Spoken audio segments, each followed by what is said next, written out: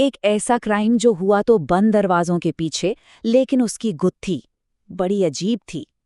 3 लाशें, करोड़ों के हीरे गायब, और कातिल कातिल का तो जैसे कोई वजूद ही नहीं था, मानो हवा में ही गायब हो गया हो।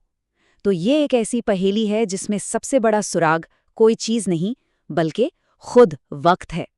अब सोचिए, एक तिहरे हत्याकांड को सुलझाने की जिम्मेदारी हो और इकलौता गवाह कहे कि उसने कातिल को नहीं बल्कि एक भूत को देखा है। यही तो सबसे बड़ी पहेली थी डिटेक्टिव्स के सामने। एक बिल्कुल सिक्योर अपार्टमेंट में इतना भयानक क्राइम, और शक की सुई घूम रही थी एक रूह पर। तो इन्वेस्टिगेटर्स ने जब जांच शुरू की तो उनके हाथ कोई सुराग नहीं लगा, बल्कि लगा एक कॉन्ट्रडिक्शन, मतलब एक ऐसा विरोधाभास जो पूरी कहानी को ही उलझा रहा था। एक ऐसी टाइमलाइन जो लॉजिक के हिसाब से बिल्कुल नामुमकिन थी। क्राइम सीन बिल्कुल एक क्लासिक लॉक्ड रूम मिस्ट्री जैसा था। एक बहुत अमीर जोड़ा, मिस्टर और मिसेस सेठ, और उनके नौकर का मर्डर हो चुका था, और घर से करीब 10 करोड़ के हीरे गायब थे। अब यहीं से कहानी में असली पेच आता है। देखिए, फोरेंसिक सबूत और एक विक्टिम की टूटी हुई घड़ी दोनों एक ही वक्त बता रहे थे, रात के 12:55। ये था मौत का वक्त, लेकिन बिल्डिंग के सारे सीसीटीवी फुटेज और सिक्योरिटी लॉग्स के हिसाब से रात 2 बजे तक कोई भी बिल्डिंग के अंदर नहीं आया था। तो अब सवाल ये उठता है कि अगर मर्डर 12:55 पर हुए, लेकिन बिल्डिंग में कोई 2 बजे तक घुसा ही नहीं, तो कातिल अपार्टमेंट के अंदर पहुंचा कैसे? ये सवाल एकदम नामुमकिन लग रहा था। ऐसा तो हो नहीं सकता कि कातिल अचानक से हवा में प्रकट हो गया, उसने मर्डर किया और फिर भागने के लिए 1 घंटे से भी ज्यादा इंतजार करता रहा। कुछ तो गड़बड़ थी। तो इस गुत्थी के बीच एक ही सुराग मिला, और वो भी कहाँ से? बगल वाले अपार्टमेंट में कुछ टीनेजर्स थे जो बेहद डरे हुए थे। उनका दावा था कि उन्होंने कातिल को देखा था। अब इनकी कहानी भी बड़ी अजीब थी। ये लोग मिलकर 1940 के दशक के एक सीरियल किलर कबड़ा की आत्मा बुलाने की कोशिश कर रहे थे, और रात के 2:05 पर, यानी ठीक पावर कट के बाद, उन्होंने विक्टिम की बालकनी पर एक परछाई देखी। एक ऐसी परछाई जिसका न कोई चेहरा था, न आंखें, न नाक। इस भयानक नज़ारे को देखकर वो लोग इतना घबराए कि वहां से भाग निकले। तो अब पुलिस के पास 2 थ्योरी थी। एक तरफ सुपरनैचुरल कहानी कि एक गुस्सेल भूत को बुलाया गया और उसने बदला लेने के लिए ये सब किया, और दूसरी तरफ एक लॉजिकल एक्सप्लेनेशन कि कातिल एक इंसान ही था जिसने अंधेरे में बिना चेहरे वाला लुक बनाने के लिए कोई नकाब पहना होगा, और उसका मकसद भूत प्रेत नहीं बल्कि 10 करोड़ के हीरे थे। और देखिए, डिटेक्टिव्स के लिए ये फैसला करना मुश्किल नहीं था। सीधी सी बात है, एक आत्मा को 10 करोड़ के हीरों की क्या जरूरत होगी? ये जासूसी का एक गोल्डन रूल है, हमेशा मकसद का पीछा करो, और यहाँ मकसद एकदम साफ था, पैसा। तो भूत वाली थ्योरी को साइड में रखने के बाद डिटेक्टिव्स वापस उसी नामुमकिन टाइमलाइन पर आ गए। अगर कातिल बाहर से अंदर नहीं आया तो सिर्फ एक ही पॉसिबिलिटी बचती थी, और वो ये कि कातिल मर्डर से पहले ही घर के अंदर मौजूद था। इस एक थ्योरी ने पूरी इन्वेस्टिगेशन का एंगल ही बदल दिया। अब सवाल ये नहीं था कि कातिल अंदर कैसे घुसा, सवाल ये था कि वो छुपा कहाँ था।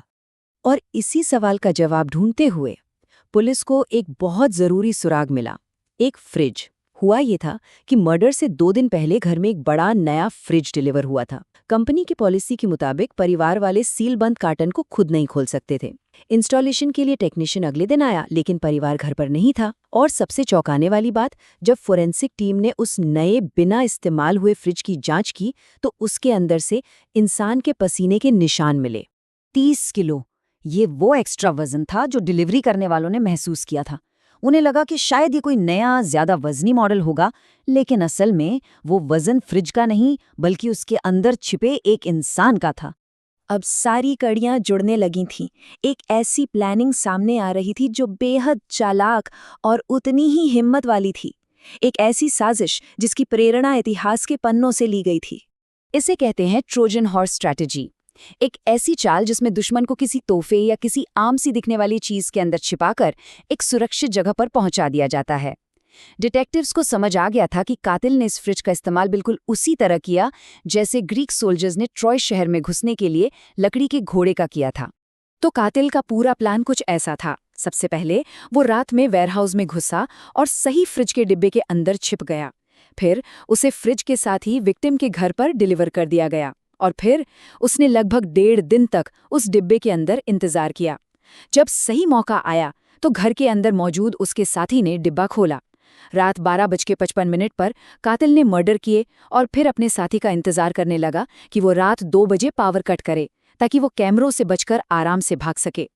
लेकिन इस प्लान में एक और चौंकाने वाली बात थी। एक टेस्ट से पता चला कि कातिल उस कार्टन से अकेले बाहर निकल ही नहीं सकता था। मतलब घर के अंदर कोई मास्टरमाइंड भी मौजूद था।